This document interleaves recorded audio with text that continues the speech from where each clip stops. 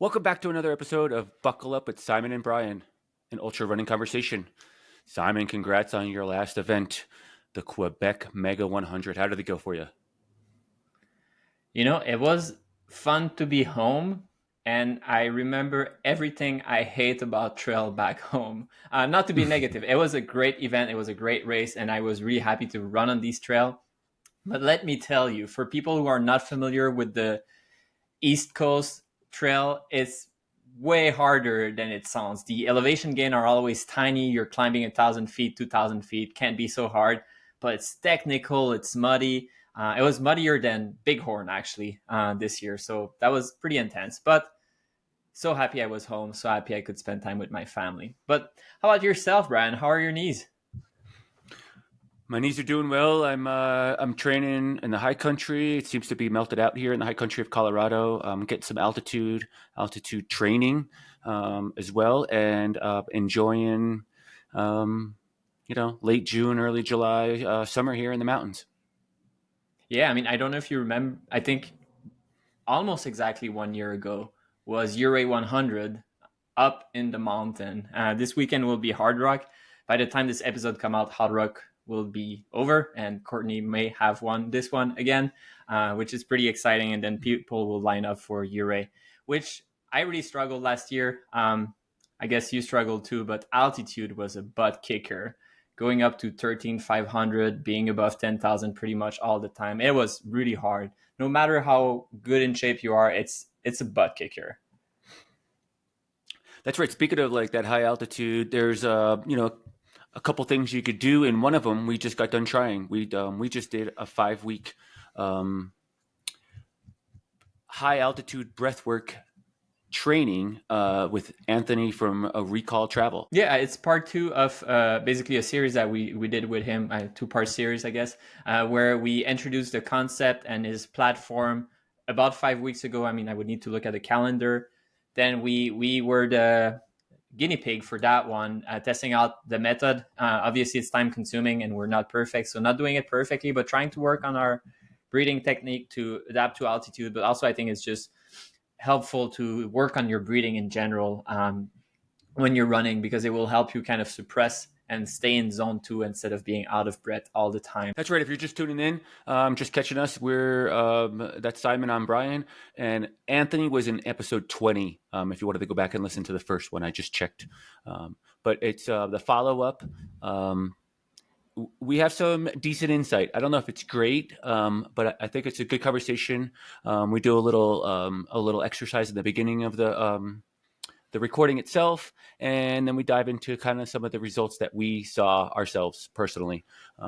Anthony did jump out onto the Facebook Leadville participant Facebook page and got a little bit of following there, and they're doing a breathwork class right now, 5 weeks out from Leadville.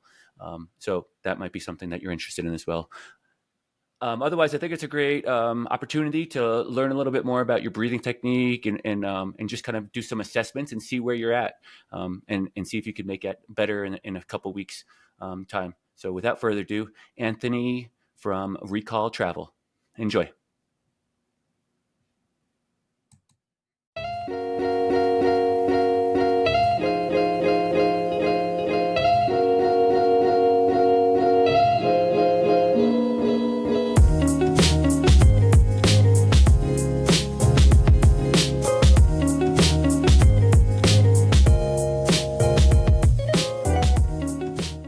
Anthony, welcome back to Buckle Up with Simon and Brian. How are you doing this evening? I'm doing great, guys. How are you? I'm doing well. It I'm sounds like doing it's pretty awesome. sounds like it's pretty warm in San Diego right now, but I'm doing well. I mean, it's no, it's not that it's hot in San Diego. It's hot in this room specifically with all of the lights and everything. I need a better setup. Is basically the conclusion. Like for the winter in San Diego, that I was doing, but right now it's just like I'm sweating and I'll be drinking my water. We met with Anthony 5 weeks ago, and Simon and I have been doing 5 weeks worth of high altitude breathwork training. And so this is part two of that series. We wanted to come back and share with you our experiences from the breathwork, what went right, what went wrong. And Anthony's got a bunch of questions for us. He's going to give us some tips and tricks maybe as well. And so we'll get right into it. Yeah, sounds good. Welcome back, guys. I hope your 5 weeks was good, and I'm certainly excited to hear how it went for you both.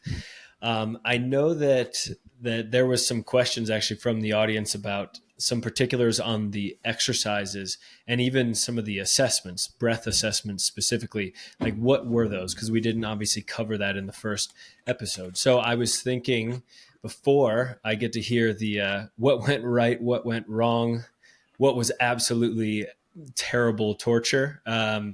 Before we get into that fun, juicy stuff, I was thinking we can go ahead and dive into some breath assessments and one of the exercises. So, does that sound good to you guys? That's great. Sure.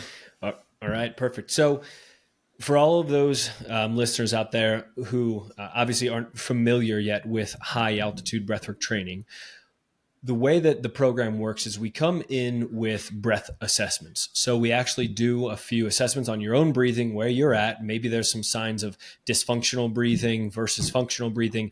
And these particular assessments are going to actually test where you're at so that you know then what to improve throughout the course of the training. So this is what we start with. So I would like to start um, with one of the three assessments that we do. And we'll go ahead and do that live right now on the spot, putting both Simon and Brian literally on the spot to see where they're at with their breath. Of course, they've been through the training now, but this is typically done at least at a baseline level before the training.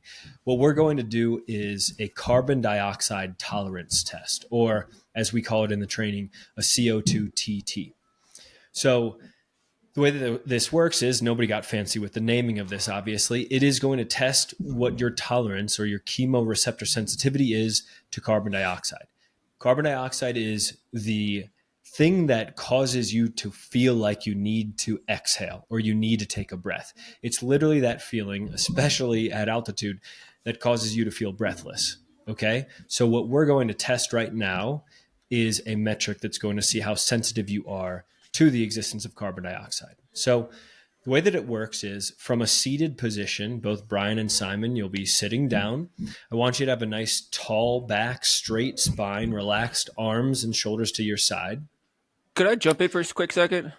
Sure, yeah, go ahead, Brian. Brian is Sorry, scared that I'm going to beat him. we know Simon's going to win. Simon always wins. But more importantly, I think if you're listening to this, make sure that if you are going to do this, make sure you're in a safe spot. You're not driving a vehicle. You're not flying a plane or anything crazy. Make sure you're in a safe spot if you are going to try this. If you're not in that safe spot, come back and listen to this when you are in a safe spot in the comfort of your own home. Sit on the couch, get comfortable, and then try this out. But just for the all intents and purposes of safety, don't be driving the car and thinking you're going to do this breathwork assessment at the same time. Yeah, Brian has been talking with our lawyers, basically. The one that I would say also is, I think what is nice is to track your progress. It's very similar to if you're doing like a 1 mile PR and you're kind of using that to test how your fitness is going. I think it's good to take time to actually write it down somewhere and then see through the weeks, is that evolving positively and seeing the improvement that you have? Because obviously, I mean, a lot of the exercise that we were doing was about increasing resistance to CO2, which is interesting. So, yeah. Yeah, cool. Sorry about that. Let's go back to it. So Simon and I are sitting here comfortably. We're getting a nice very right back. Comfortably, safely. I appreciate that interjection, Brian. Absolutely. Please be safe out there. So you're sitting comfortably. You've got your arms to your side. What we are going to do now is just to establish baseline in the biochemistry of our blood. We're going to take 3 normal breaths together. After that third exhale, I want you to inhale as deeply as you can. You're going to try to pull in as much air as you possibly can into your lungs. So this is actually not just about carbon dioxide tolerance. We're also trying to see how much air or lung capacity you can actually fit inside your lungs here. When you are finished with that full inhale, you've brought in as much air as you can. You're at the top of the inhale. I then want you to start to exhale as slowly as you possibly can. This is through the nose, okay? So we want to exhale through the nose as slow as you possibly can.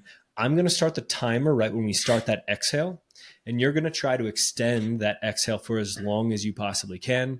You're going to reach that point at the end of that exhale where you are starting to feel that stress of breathlessness, right? Work with that. This is also some mental challenge here. Work with that. Get to the point where you're squeezing all the air out of your lungs. When you reach that point where you've squeezed all the air out, you cannot in any way, shape, or form exhale for any longer. Go ahead then, look at the timer that I guess I'm going to be holding up here on video. For those of you out here timing it yourself, you can just do that maybe on your own phone. But that time that's going to be shown at the end of that exhale, that is going to be your personal carbon dioxide tolerance test score. Yeah, and for those that has the visual, we're going to raise our hand when we're fucking done with it, basically. Or we're going to pass out, that's why we're not driving. Yeah, right. No passing out here. I promise everybody. All right, let's get situated here in that nice, comfortable, very safe position that you're in. I'd like to see a nice tall spine from everybody. Relaxed arms down to the side, shoulder down to the side. We're going to go ahead and begin those 3 breaths together. So I want you to begin a normal inhale in through your nose,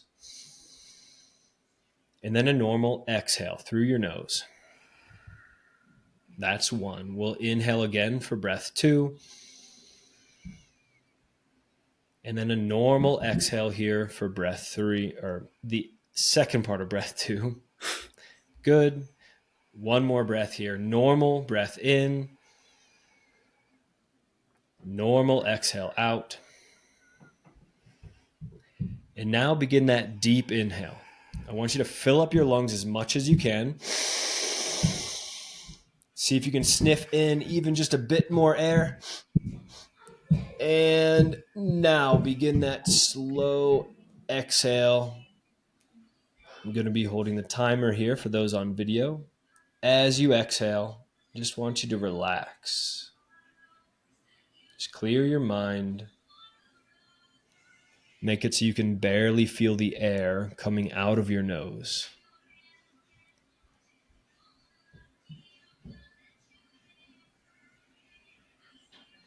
Know that stress is going to be building here during this exhale, and know that you're doing just fine. It's not a lack of oxygen here. It's just the existence of CO2. So we've got Brian who's done here. Simon's still rocking and rolling with his exhale.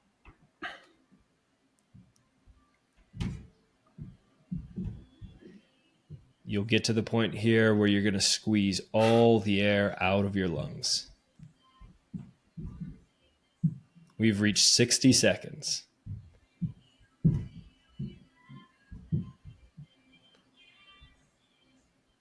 Working with that stress, I see. Good work, Simon.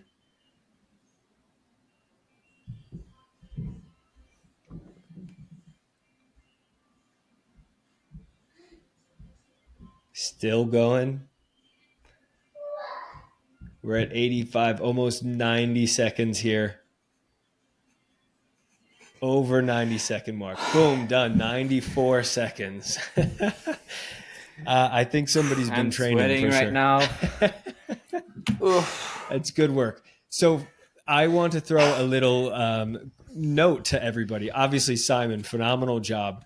Brian, still a phenomenal job. I wanted to note. But Brian is at altitude. Can we tell I was people just that? going to say, there are some factors that influence your CO2 TT score, right? And that absolutely is altitude. So if you're higher in altitude and you're doing this score, it's typically going to be lower than if you're, say, at sea level like Simon. So obviously this was a really nice side-by-side comparison that I personally have actually never had the opportunity to do completely side-by-side. Some other factors that do play a role. Just to be clear, I'm not at sea level. I'm at least 100 feet above sea level. 44 feet. 44. All 44, right. yeah, give Fair or enough. take. Exactly. Yeah. So someone's at 44, and what are you at, Brian? I'm at 7,000. But it's 7,000. I think the equation is 1 minute for every 1,000. So I should have went 7 minutes at sea level. All right, Brian, you come here and you do 7 minutes. Yeah, that's the goal. So obviously, yes, altitude does play a role here for sure. And the second thing that plays a role is when in the day are you actually doing this test, and how much food have you eaten? And in particular, also, how much caffeine have you drank in the day? So those are going to be things that actually influence your score. So for those of you out here that are going to do these types of scores and going to get into trying to train your body for a stronger carbon dioxide tolerance, I advise you to do it in the morning, for example, before you've had any food and before any caffeine, and do it at a consistent place. So do it, for example, at your home, which is going to be a consistent altitude throughout the duration of your training. Hey, Anthony, quick question. What was my score right now or time?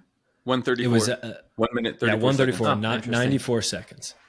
Because I did just before, and it was 127. So I was wondering if being in this really hot room would make it better or worse. It's pretty similar, really. Yeah, I think you just showed up and to the competition here. So that's what I threw think. Down. Extra 7 seconds was from. Well, I think we should talk about our experience. I think for me, the first time I did it was a pretty bad score. It was 35, and I think it was all about like the biggest kind of difference for me was learning how to not exhale too much, because what happened the first time was I could definitely go on much longer, but I just blew out all of the air pretty much immediately. Yeah. And I was like, well, they're like my lungs are empty right now, and like I just can't push anymore. Then I was over. Whereas now I kind of learned a little bit to like it's barely any air coming out, and it's much closer to how long can you hold your breath than the kind of volume or anything like that. And since we did the kind of breathing in, out, in, out, and out, and then we do it, I think that's also helpful from a CO2 perspective. I think anyone with diving experience knows kind of how to do that a little bit. Yeah. No, that's a good call out, Simon. So there may be two things at play here. Number one, you, over the course of time, got to understand how to actually do this assessment score better, obviously. But secondly, there may be some credit that needs to be given to your ability to control your breathing. So even during the exhale, is your diaphragm, for example, not actually contracting in a very volatile, uncontrollable way during that exhale? And that does relate to actually how the chemoreceptors, how sensitive they are, because they're sending a signal down what's called the phrenic nerve down to your diaphragm that is going to try to maybe force an exhale, and that is especially if you don't have a strong CO2 tolerance. So your ability to, I think, control that exhale should also maybe get a nod of recognition there. Yeah.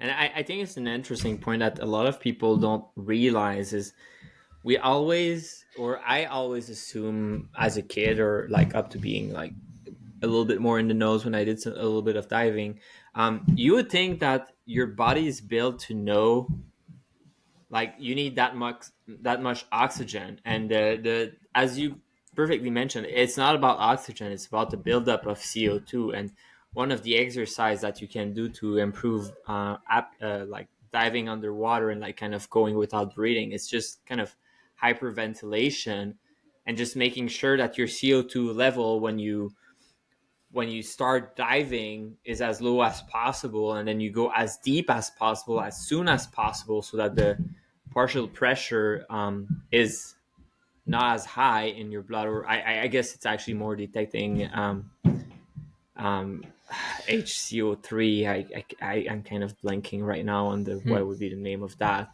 but basically the soluble version of that. And that's the difference. You hyperventilate and you can go much longer. I mean, what you hear in these stories is you can go as long as passing out, which is, as a kid, you threaten your parents, if you don't give me dessert, I'm going to hold my breath until I pass out. And then they laugh because it's like not going to happen. But you can actually do it if you know that trick. That's good. It's a great point, Simon. You really can hold your breath, of course, a lot longer after you've hyperventilated. That completely changes how long it takes for the CO2 to build back up to then throw the signal to your body that it needs to take a breath. one thing that I'll caution just for everybody out there that may be really interested in hyperventilating and then jumping into water, do not do that. Everybody out there, do not hyperventilate and then get into water, because that potentially causes something called shallow water blackout, where basically your body is not going to feel that trigger to breathe from the existence of CO2, but from whatever O2 level that you did have going into that, likely 99% SpO2. The O2 levels still, though, are simultaneously in parallel actually dropping. It's just going to take potentially longer. You have less runway, basically, is what I guess I'm trying to say. Less runway with the O2. That might drop. You might pass out before you even ever feel the need to actually breathe. Yeah. So yeah, and you're gonna pass out underwater, and then you're gonna die. I mean, that's a major issue. That's right. You're right. The lawyers said we shouldn't tell people to do that. That is correct. But I think, in terms of someone who studied biology, I think it's an interesting disconnection between what you actually need is oxygen to not pass out. Like, that's what your brain needs.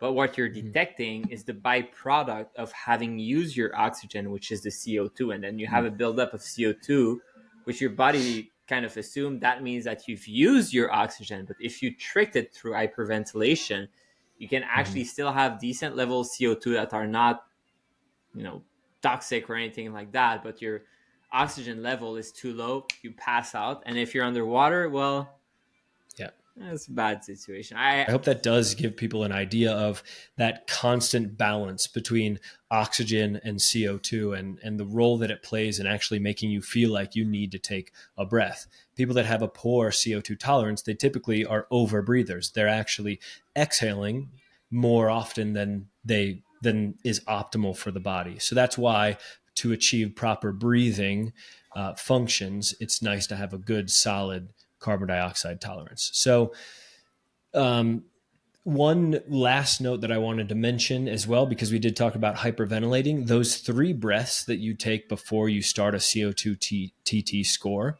those should be completely normal breaths. They should not be any deeper than a normal breath, just so we're clear on that as well. That'll give you the most accurate score. I want to chime in for just a second about those 3, my fingers doing air quotes, normal breaths, because those are actually longer than my normal breaths. I'm more of a shallow breather, and I was like, that's a pretty long breath for me. Your normal breath was long for me, quite honestly. Okay, understood. That's totally fair. Brian, what I try to shoot for when I'm actually coaching somebody through the CO2 TT, I am trying to achieve a 4 to 5 second inhale and a 4 to 5 second exhale, because that reaches that quote unquote perfect breath, as some in the breathwork space claim, a 5.5 second inhale, 5.5 second exhale. That's actually the potentially most optimal for your body. So I do that specifically because I want to actually settle your heart rate right before you go into this CO2 TT. So it may have felt, even for you, a bit panicky potentially, because it was so long, but there was at least a little bit of rationale behind the madness there. Oh, of course there's. I'm just saying, it was probably a normal breath, but where I'm going with it is that my breath seems to be more shallow than that. And and I don't know what kind of assessment could be made from that. I'd be curious to hear if, in fact, you wear like an Aura or a Whoop type of biometric feedback gatherer. I'd be really curious to see what your respiratory rate is on a per minute basis. If you're up there in that like 18, 20 range, that's signs of some dysfunction to the breathing. That's that high range you don't really want to be in. What I would love to see out of most of my clients is something at least in the 12 range. And again, what I mentioned is a 5 second inhale, 5 second exhale. That's theoretically 6 breaths per minute. And that's a really calm, good breath. But yeah, I would like to see you in the 12 range, probably on a respiratory rate per minute. Unfortunately, I don't have that device or those devices available at this time. But interesting enough. We could move on. Yeah. Cool. So what we, I think, can move on to is how would one actually go about changing that carbon dioxide tolerance that you have? So we just did the CO2 TT. We got that assessment to see where you're at with your own carbon dioxide tolerance. Now, how would somebody actually go about changing that? We're going to do together here live on the call. Again, warning, do not do this while driving, nor while maybe in a bathtub or on water or something like that. We want you in a nice, safe space. We want you seated. We're going to do something called breathe light. We're actually going to need you to sign a waiver before you actually listen to this Yeah. episode. He missed also, don't fly a plane, don't drive a boat, no space shuttle. Did I miss any? I think that's good. Do it with your, no, I actually advise people to do it with their eyes closed, but that's only because they're in a safe space. So yeah, I think that should have the lawyers eyes covered. closed is a good example of don't drive at the same time, kids. Yeah, yes, exactly. So the exercise that we're going to do, completely lawyer friendly exercise, is something called breathe light, where once again, nobody got too fancy with naming this particular exercise. We are literally, for the course of about a minute or two, just for demo purposes, we're going to breathe lighter than we normally would. Now, what I'm going to advise the guys here to do is actually use their index finger as a guide. This is not their first time. Yeah. This is not their first time doing this. So you don't necessarily need to do this, but for everybody out there doing this for the first time, I want you to place your index finger up on your upper lip, just beneath your nose. So I want it lateral. Okay. So it's like parallel to the ground, right? Like a mustache. Just like that. Yeah, exactly. And so from that same seated position here, relaxed but nice, tall, straight back, try to still relax your shoulders down to your side because I don't want too much tension happening here in our upper chest shoulder area. I want you to start to notice the breath as it comes in and out through your nose. And as you breathe in, maybe you notice the air running across the top of your finger, maybe cooler air going across the top. And then as you breathe out, maybe you notice a bit warmer air running across there. Maybe there's more moisture also in that air as you breathe out. So you're just getting a feel for the air as it comes in and out with an inhale and an exhale. Now on to the purpose of this particular exercise. I want you to start now breathing lighter than you normally would so that that feeling of the air that runs across your finger becomes less perceptible. So you're breathing in, you can barely even feel the air run across your finger on the way in. And then as you breathe out, same thing. I want you to breathe out so slowly and controlled with relaxation, but you're breathing out so slowly that you can barely feel the air run across your finger.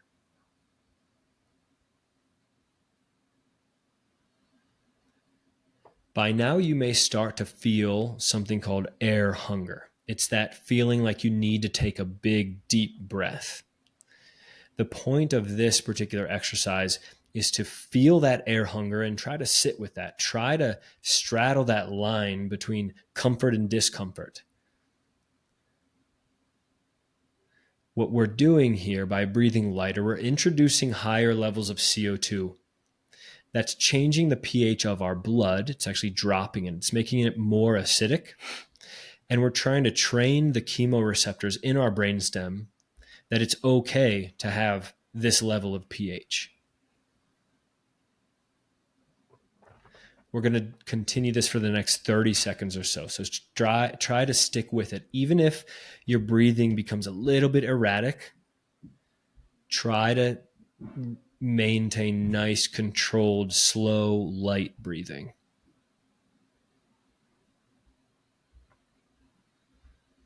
We're here for the next 10 seconds. Sit with that discomfort. You're doing great. We're here for 5, 4, 3, 2, 1. All right, go ahead and start to breathe normally. You can drop your finger away from your nose. So as we just came out of breathe light here, you might have still had that sense of higher CO2 levels, right? That's that stress that you feel, that breathlessness feeling. There's an exercise that I typically coach coming right out of breathe light that actually helps regain balance of your pH. That's something called a physiological sigh. So I'm just kind of throwing this breathwork protocol out there for anybody who's interested in knowing maybe how to offload carbon dioxide very quickly. The way that a physiological sigh works is it's a double inhale through your nose and then an exhale through your mouth. So what a double inhale looks like is a fairly normal full breath inhaled through your nose. And then you'll pause just for a moment and now sniff in and then exhale through your mouth just to let that air go. I normally do 2 to 3 of these in a row. So go ahead and again, breathe in through your nose, normal breath. Pause, sniff, exhale through your mouth. We'll do one more. Inhale through your nose, pause, sniff, exhale through your mouth. Maybe right now even you notice that level of stress from higher CO2 levels is a bit lower. You might feel a bit more calm. You've just offloaded CO2 very, very quickly. The way that the science behind honestly, this it feels particular... like hyperventilating for me doing that.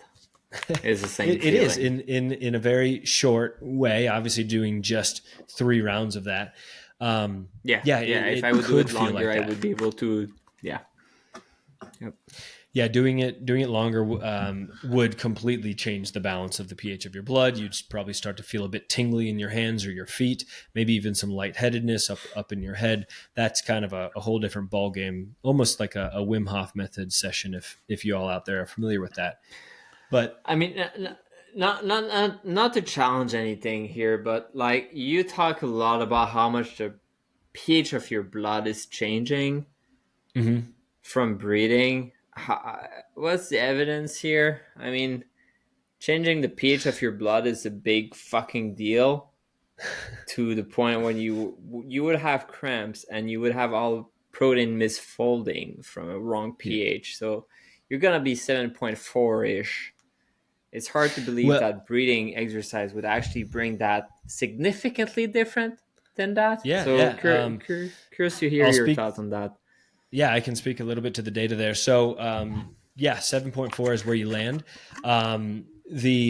So I'll speak to that in 2 ways. Number one, if you were to lay down right now and I was to guide you through a controlled hyperventilation type of breathwork exercise, over the course of just, 40, 50, 60 breaths even, which would take you about 60 seconds to... Now, I mean, if we were doing full breaths, we could probably do that in about 2 minutes or so.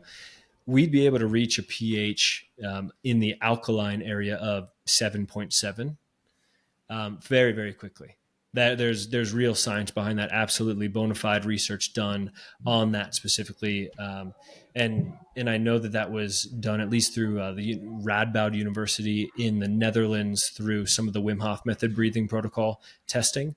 So it does happen very quickly, Brian. The second thing that I'll mention on that is that those chemoreceptors that we're working with, the inhale and the exhale, those are extremely sensitive. Like you just change it by 1/100 of a point on the pH and your chemoreceptors notice that change. Your body really loves homeostasis. So if you're just going to, do another assessment called a Bolt score, where you just passively hold your breath for 20, 25 seconds, your body will literally start to involuntarily throw signals to breathe. That happens just from those micro changes in the pH of your blood over the course of that 25, 30 seconds.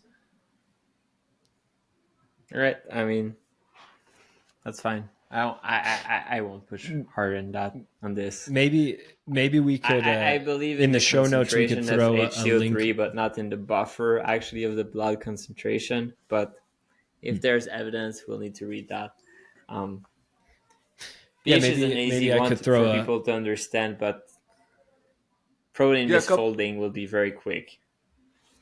Yeah, a couple links in the show notes would be helpful. We can coordinate that with. I can coordinate with Anthony for that. Sure. Yeah, sounds good. We can do that. All right, so that is basically two different really tangible things that we just covered there. So number one, that CO2 TT, you actually got to see where you're at with your own carbon dioxide tolerance, and then we went through an exercise called Breathe Light, which is out of the oxygen advantage field of breathwork study, that you can actually then improve your carbon dioxide tolerance and therefore improve that CO2 TT score. Do we want to dive into like the first few weeks of this and kind of see what kind of questions you have for us and go from there? Yeah.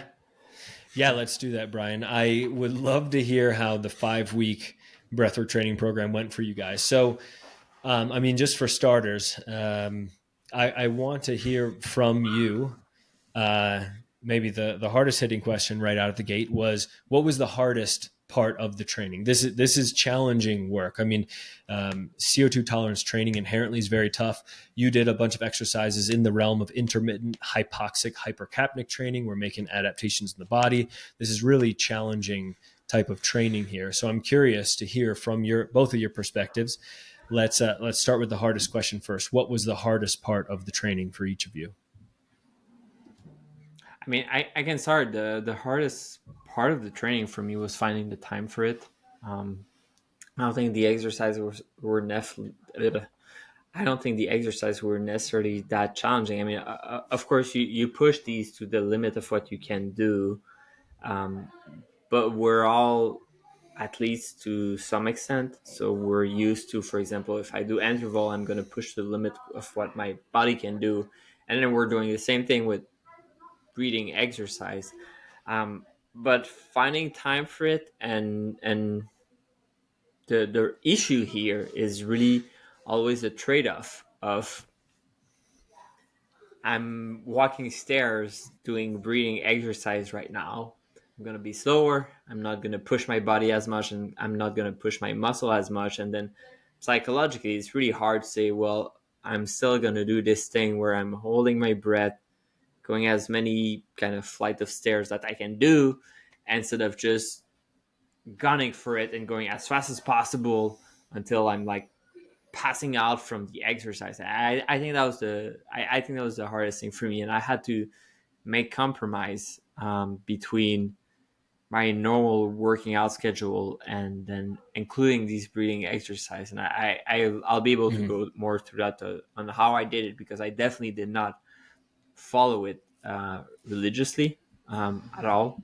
I had to adapt as much as possible, and I think the outcome is still positive. Trying to take or understanding, okay, what are we trying to achieve with this exercise right now, and how can I still include this within my workout schedule so that it doesn't impair my the availability of time. It doesn't impair too much my workout themselves, and I still get the breathing exercise. So finding that balance was tricky, and because of that, I just, I mean, I'm honest. I mean, I just didn't do it like 100% how it was Mhm. prescribed, but I could understand what we were trying to achieve, and I think the outcome is decent still.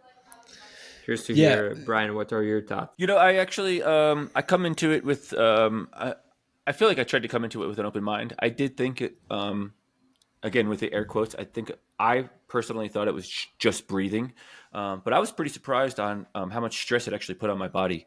Um, you know, walking about down the stairs, I was doing lunges because I'm in a basement, but I wound up doing just lunges with pinching my noses. I was just trying to do different exercises, um, different things. I was doing squats, body squats, nothing with weights, just body weight stuff, but just to keep the heart rate going a little bit more.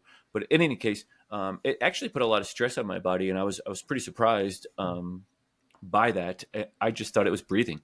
Um, It was about I not breathing, right? It was about not breathing, maybe. Yeah. So in general, I think the hardest part for me came later on. Actually, week 3 and week 4 just kind of fell apart on me. I mean, I have notes here on week 2 somewhere in here. I wrote all my numbers down. I got all my stuff in there. I kept a pretty good log. I'm pretty organized in that regard. But week 3, I actually I fought it one day. I tried to do the recovery, and it was just too short. It was too much with the nose, pinching the nose. I didn't have the mask, so I was Mhm. just using the one nostril pinch.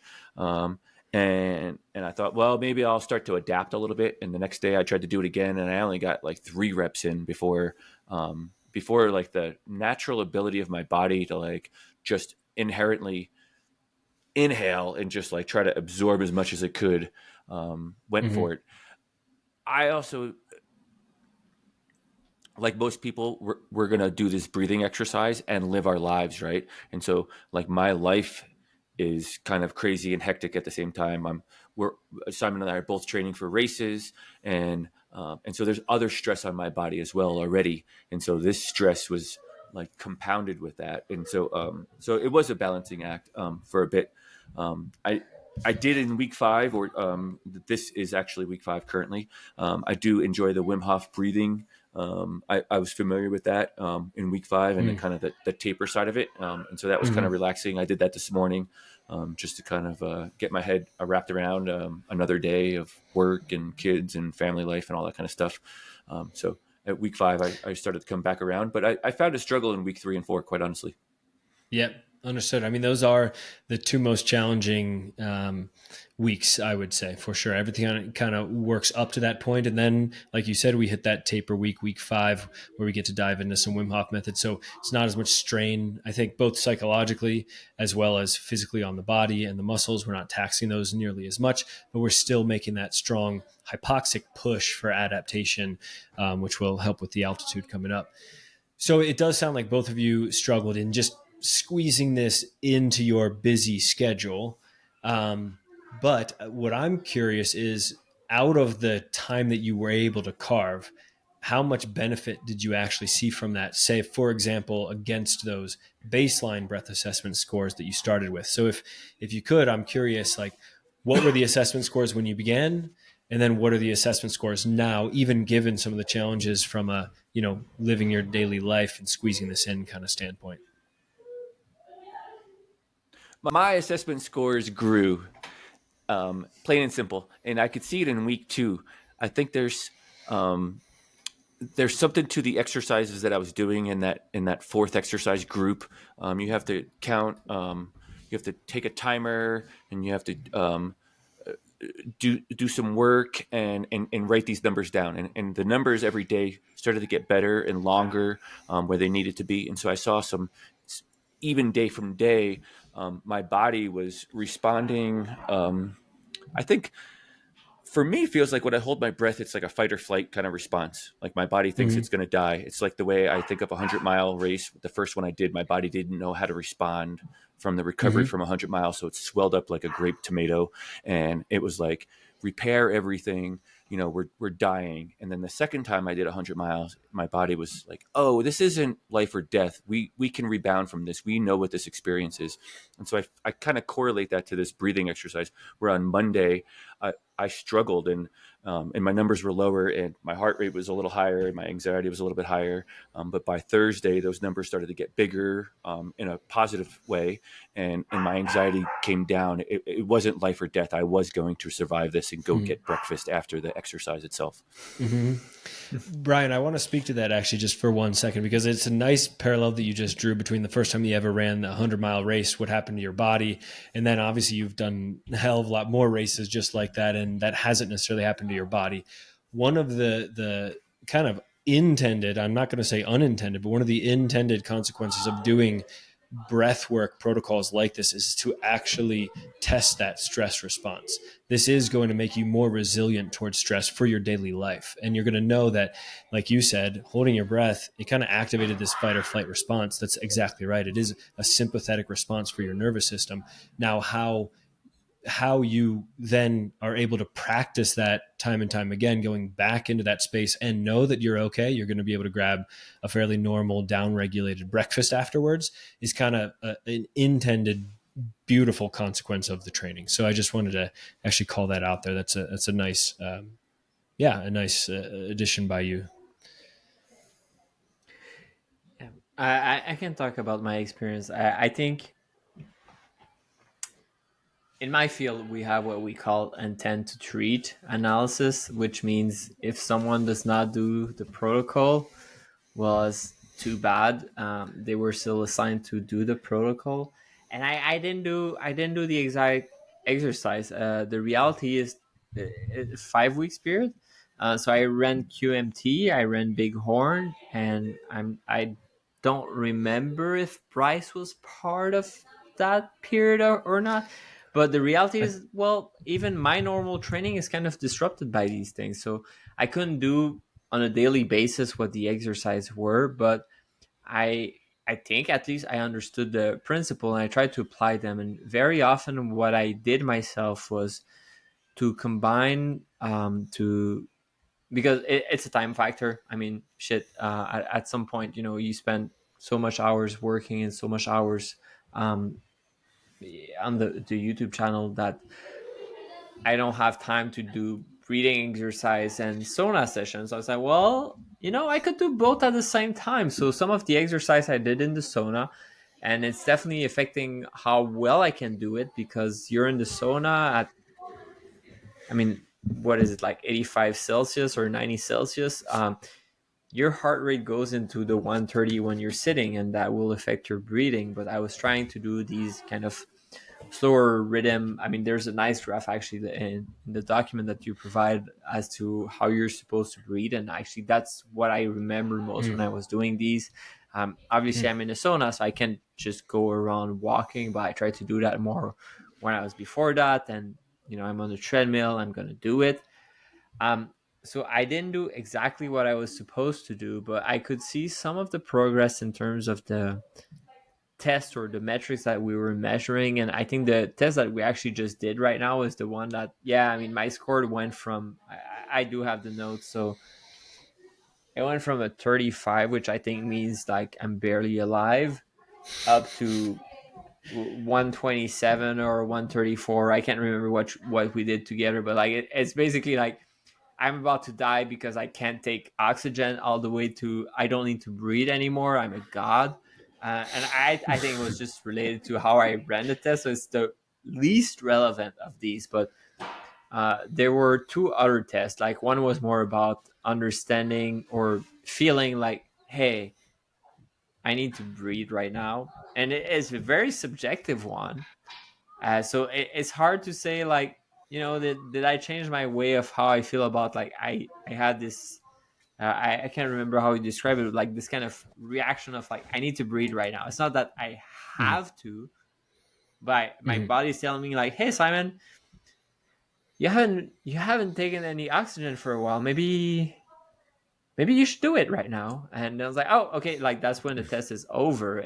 I could hold on longer, but it went from a 23 to a 31 and then some 36. So like you can see the improvement there. Like there's a difference, but it's very subjective. And the one that I think is a little bit more objective is the one where, and without going into detail, we're just basically, I mean, the way I would describe it, Anthony, I'm sure you would have a nicer way to describe it, but we're walking as long as we can without breathing.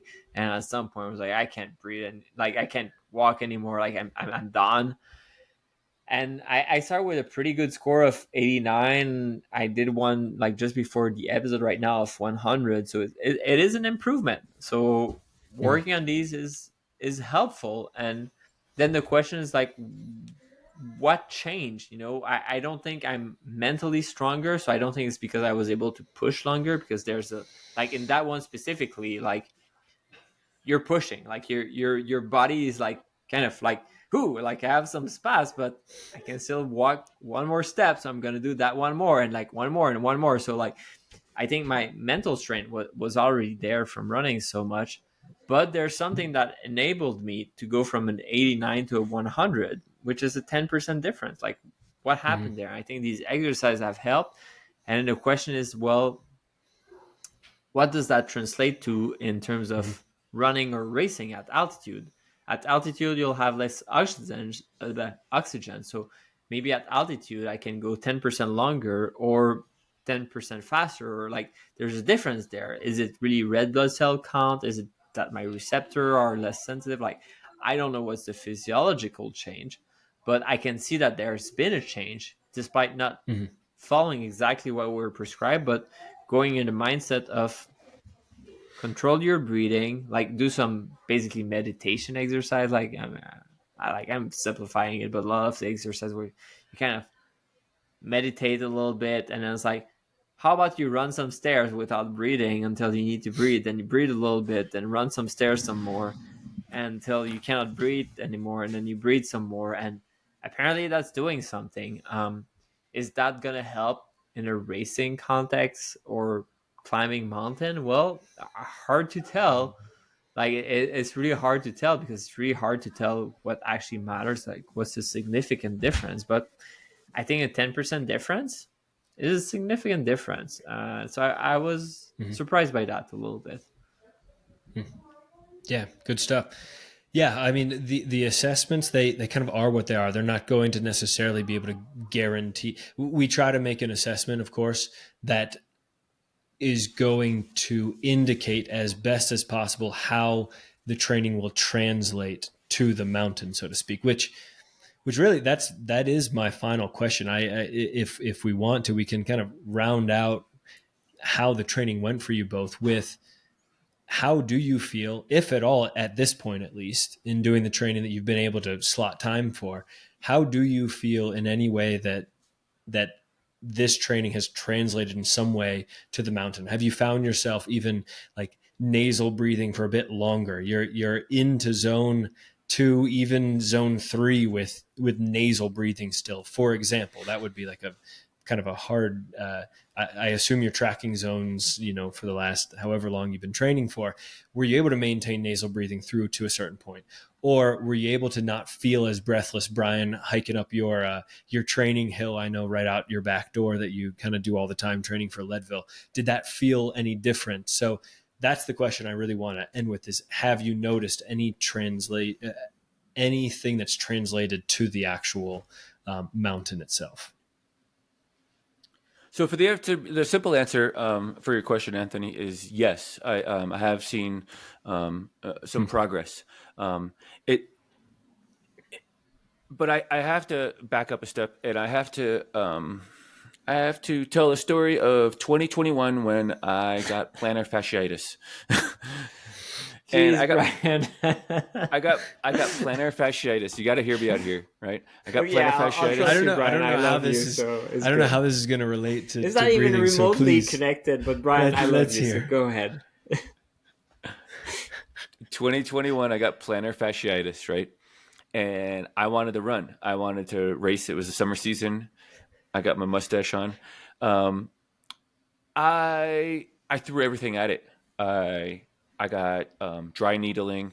I did foam rolling. I got the frozen lacrosse ball. I was rolling on it. I was doing down dogs for 23 minutes a day, just trying to loosen this thing up and get this thing to work. Right.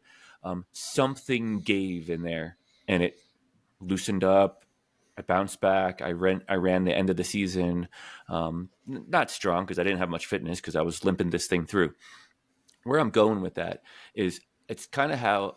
So my answer to your question, Anthony, was yes. I do see some improvements, but I think there's some improvements from the breathing, but there's also some improvements from the training I've been doing, from the mountains I've been running, that hill in my backyard, that 13,000-foot hill in my backyard, that I did a training run on. This weekend, I went to Leadville. I did Oxford and Belford, Mount Massive, 3 14ers in 2 days. Um, so so those things compiled just like the plantar fasciitis. I'm not sure exactly what worked for plantar fasciitis, and I'm not sure if Mm-hmm. just the breathing worked. I'm sure breathing added to it is where I'm going with that, if that makes any sense at all. So my training has also helped adapt my numbers and my figures and my rate of breathing. What I can also speak to is that first day I got on a 13,000-foot mountain before I went to the 14ers. I had a great day, which I do most days in the mountain, but I had an exceptional day, quite honestly. Um, I think some of it has to do with the breathing exercises. I was able to keep a decent heart rate. I was more in tune with my breath and my surroundings. I Personally, the mountain had some snow fields in it, so I was actually more concerned about navigational challenges. I've been on the mountain quite a few times, and so I was more worried about navigational challenges and not my breathing or my fitness by any means. Mm-hmm. So I hope that answers your question, and I hope you see the correlation between my plantar fasciitis and my current fitness. Yeah, yeah, you do a lot of things, and it is sometimes hard to peg down like which one made, the big change. I mean, or are they all just 1% changes along the way, and that results in wherever you land? And I do want to say, breathwork training in this way is designed to be a supplement, of course, to the existing training. Certainly, nobody is asking anybody to just do breathwork training and go run a marathon. Mhm. Although, side note, I foolishly did do that once. We won't go there, but yeah, that's at least good to hear that you may be feeling like, hey, the training runs that you're doing, something is working, and it is hard to quantify, but that's nice to hear that you feel like, hey, I do think that something's improving here. All right, my turn, I guess, to go random stories. So I'm gonna put my mustache. And you just said like breath work could help with marathon training. Actually, my first marathon, funny story. It was the most busy period of my life, and anyone who I'm going to remove the mustache.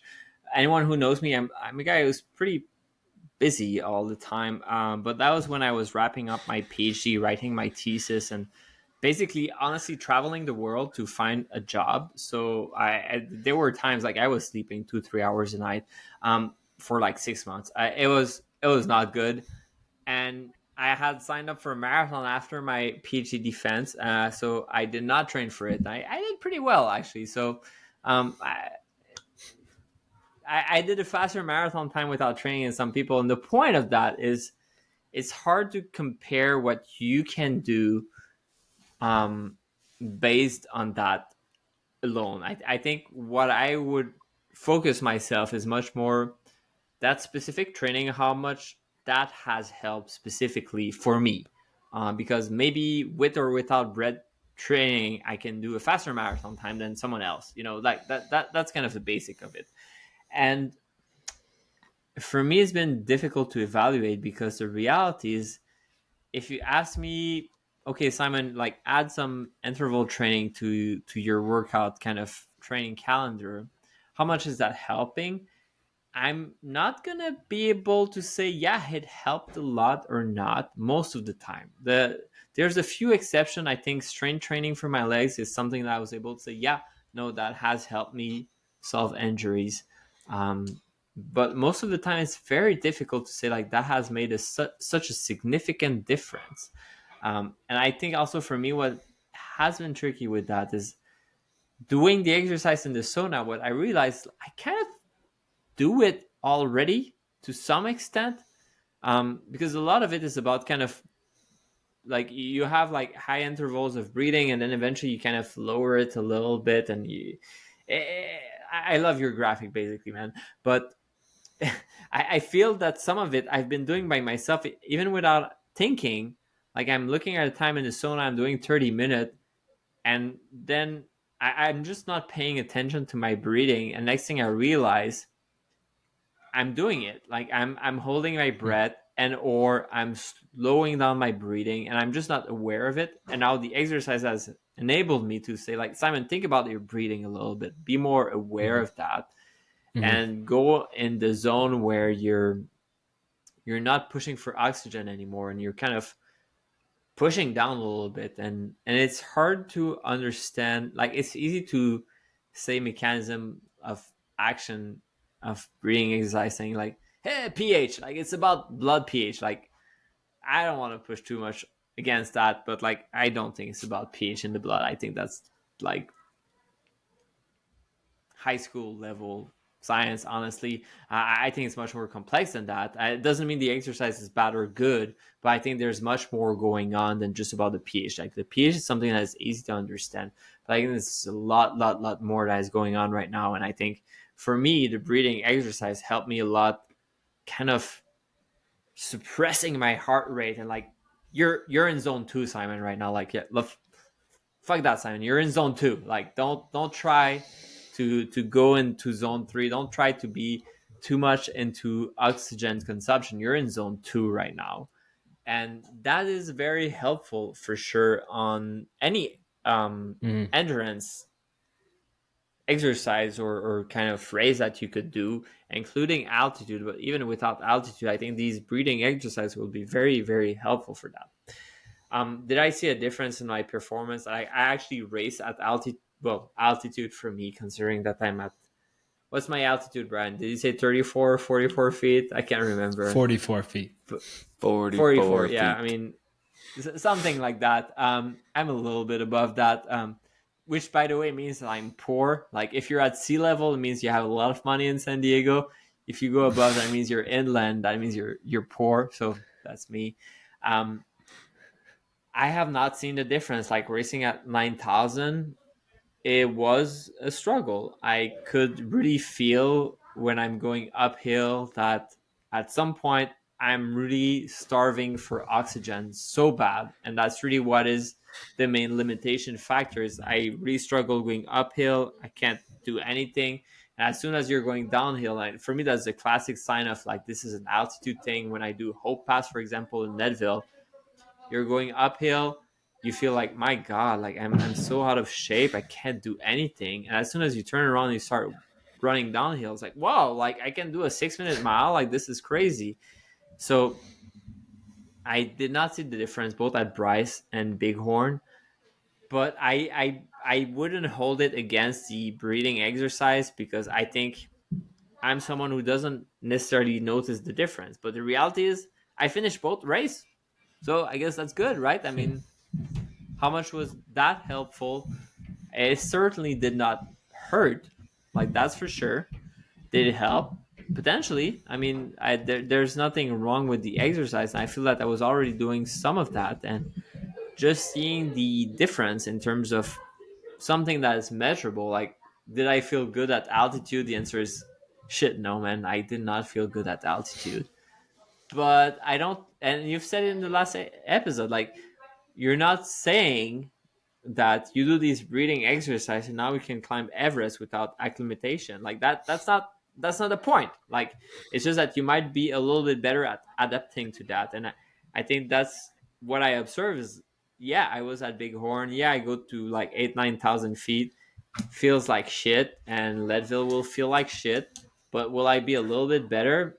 How can I say? And these metrics that were provided in kind of the weekly assessment of, okay, what's your I have the name somewhere, but you know them, but like the CO2 tolerance test and these sorts The of Bolt tests and like score. Yeah. walking steps, like they have changed. And I can say with 100% certainty that they have improved slightly. Like, it was not like, oh, now all of a sudden like I can do like 10 times better, except like the second one where I just think I learned how to do it. But there has been improvement, and this cannot be explained by only mentally I'm stronger. It needs, like, the explanation is there's been some physiological change which I cannot see the difference when I'm racing at altitude. I mean, you run 100 mile, you're gonna feel like shit. There's no training that will prevent that.